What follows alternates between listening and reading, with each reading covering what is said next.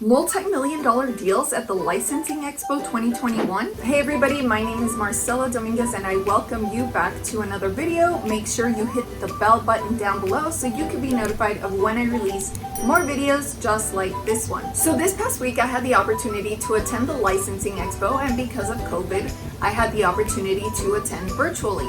Now, I had been looking forward to this opportunity for a really long time. Why? Well, for one, I am a trademark lawyer, so it makes sense that I would be interested in trademark licensing and what that actually looks like when people are negotiating deals or when people are interested in establishing relationships for the sole purpose of either licensing a brand or for licensing their own brand. So I really wanted to get an insight as to what this really meant and what kind of players are in this game, besides the usual players that we might see in the market. As you guys know, I have another business or another brand, and it is called Stowy Joey. Here is the link. If you're interested in following that journey, make sure you head to our Stowy Joey YouTube channel so that you can get a better idea of what growing a business with Stowy Joey is truly like. So what was I expecting or hoping for at the Licensing Expo? Well, to be completely honest with you, even though I understand exactly what licensing is, I wasn't quite sure what to expect for my brand, for Stowy Joey.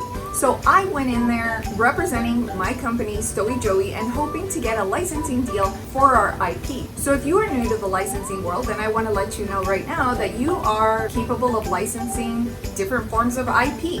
For some people, that might mean licensing your logo. If you're a celebrity, you can license your celebrity image, you can license music, you can license artwork. So there are lots of different opportunities depending on what kind of company you own and what kind of IP assets you own. So this is a recap of what my experience was like on all 3 days, and I just want to share with you what you can expect, what goals you should go in with, how to secure opportunities, and whether you should have representation for the brand that you want to license. So as I said, going into this Licensing Expo, I didn't really know what to expect. Of course, I understand what the world of trademark licensing means, but for my brand in particular, because I was still a new exhibitor, a new participant in the licensing world, of course I am hoping for the best.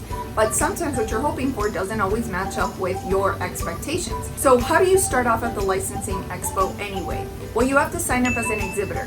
So because of COVID this year, it was completely virtual. So we had to fill out, the information packet, pay for the booth, and then you have a virtual booth. So you can design your booth virtually, create graphics, create animations, videos. You can design it whatever way you want. Then after that, you can scour the database of other exhibitors, or you can scour the database looking for meetings to secure. So these meetings can be with anybody who has also signed up to be part of the Licensing Expo. So what types of people are at the Licensing Expo? Well, you have exhibitors. So that could mean that there are brands just like, mine, either with a product or a character or an animation, and they are looking to find a licensee for their product or for their brand. So a company like mine, for example, would be considered a licensor because I hold the IP and I am looking to find somebody to license the IP to. So I am the licensor, and whoever I made a deal with would be the licensee. So naturally, there are also going to be licensees at this expo. That means that they could be other companies that are retailing products, goods, or services that are looking either for music or for artwork to put on their products or use in some form or fashion in their business. So all in all, I found that attending the Licensing Expo was really, really cool, and it was really amazing to get to see all of these different players in the licensing game. So if you're somebody that's interested in expanding your brand, then maybe the Licensing Expo is going to be right for you. It's going to give you an opportunity to meet with other people who are potentially interested in your IP, and then you can enter into agreements with them so that you will be paid royalties for their use of your IP. Now, I know that may sound a little confusing, and if you want to know a little bit more about what licensing and licensing agreements mean, then don't forget to watch this video. But if you feel like you're somebody that might need representation, either for your music, for your artwork, or for any of your IP, then make sure that you click on the link below, and there you can let us know that you're interested in representation and you basically want to open up a new world for your business. You want new opportunities. You're interested in growing your brand to its maximum potential, and maybe trademark licensing is right for you. So why would anyone be interested in your IP? Well, listen, in this ever-growing business community of licensing and of business growth, people are interested in finding new music. They're interested in finding new artwork to put on apparel, on accessories, on bedding, I mean, think about it. Whenever you walk into Sam's or Costco or Walmart or Target or Nordstrom's or Macy's or whatever department store, whatever store you can think of how exciting it is when you see new products that have new logos, new characters, new designs. All of those designs had to start from somewhere. It was either the IP that belonged to a company like ours, Stowy Joey, for example, or it was music that became popular either because a band made it popular or an individual singer made it popular. But either way, companies are looking for new and innovative artwork, music, faces, because it gives them a new way to market and promote their products.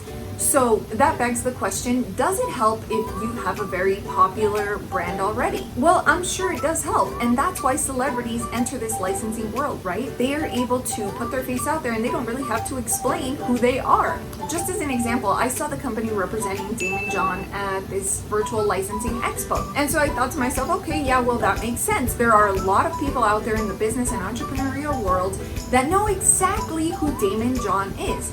I happen to know who Daymond John is because I love Shark Tank and because I am his brand ambassador for his books. But people who are, in this entrepreneurial circle, they know who he is. And so they might want to use his image in association with their products.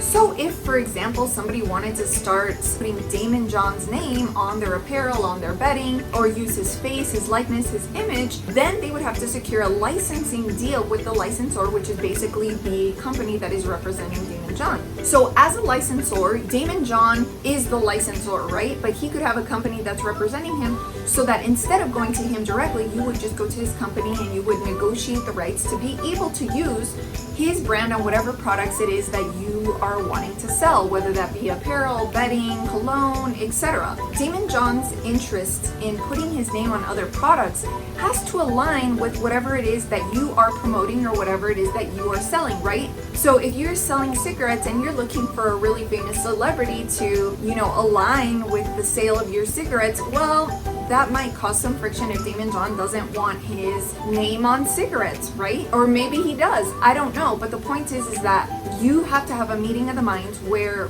whatever it is that you're going to be selling is okay with the licensor. So that begs the question, how do you secure the meetings of this licensing expo, and how did I do it? Because it was done virtually this time around, and you're able to see everybody who's exhibiting and everybody who's participating, all you had to do was send a quick blurb explaining who you are, what you want to do, and why you want to secure a meeting with them. And then it's up to them to say yes, and then they will automatically get a link to the calendar of times that are suitable for you.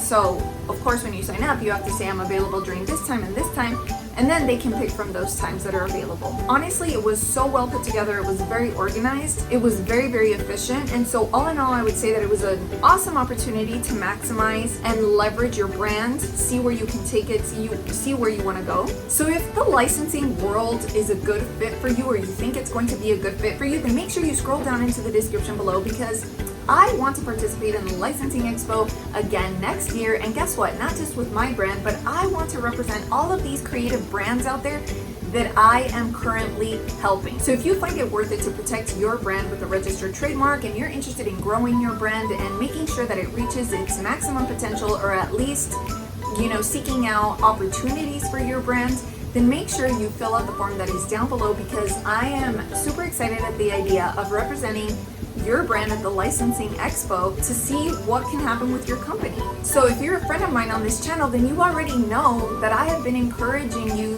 to follow your dreams, to follow opportunity, and to keep working at your business and your business idea, because lots of people can talk about starting a business, but very few actually do. So who should be filling out the form that's down below? Well, only if you are a serious business owner that actually has IP or that has assets, then you are okay to fill out the form down below. But if you don't have a website, if you don't have IP assets, if this is simply something that you're thinking about doing in the future, then please do not fill out this form.